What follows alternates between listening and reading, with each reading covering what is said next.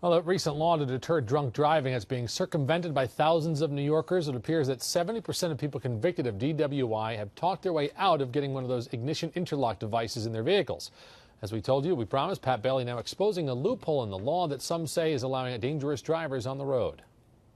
Whether or not they get an Ignition Interlock is up to the judge. Yes. Okay. And it's your job to monitor it. Correct. Lori Haggerty says it's easy for her probation department to monitor those who have an Ignition Interlock device in Albany County. In fact, she does it from her computer.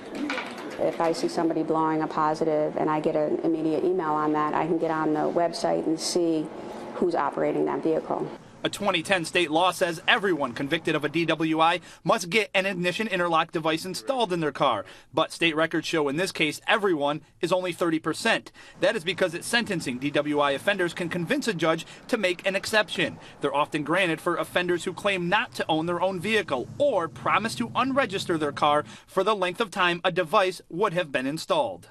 It's not the 10,000 people with an Ignition Interlock in their vehicle that you have to worry about. They have to prove that they're not under the influence before they take off. It's the 23,000 who convinced a judge that they don't need one that you don't know if you're driving around with on the roadways. Is that a concern for people? I would say so. You know, there is that big group of people out there that we can't fully keep eyes on all the time. That is where Haggerty says the police come in. They have access to DMV records when they pull someone over and will know if they are driving and shouldn't be.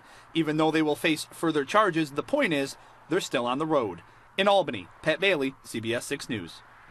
A barn in the town of Bern collapsed this afternoon, killing 4 cows and trapping dozens more. The Albany County Sheriff's Office says that about 40 animals in all were inside when the structure caved in.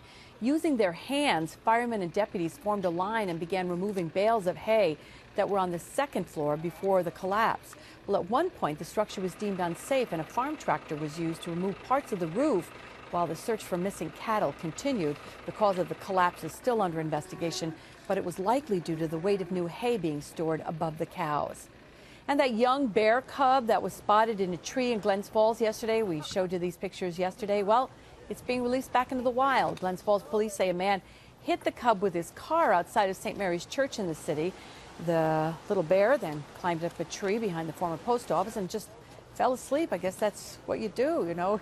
He wasn't worried. The DEC was able to snag the bear and take it to a vet for an evaluation.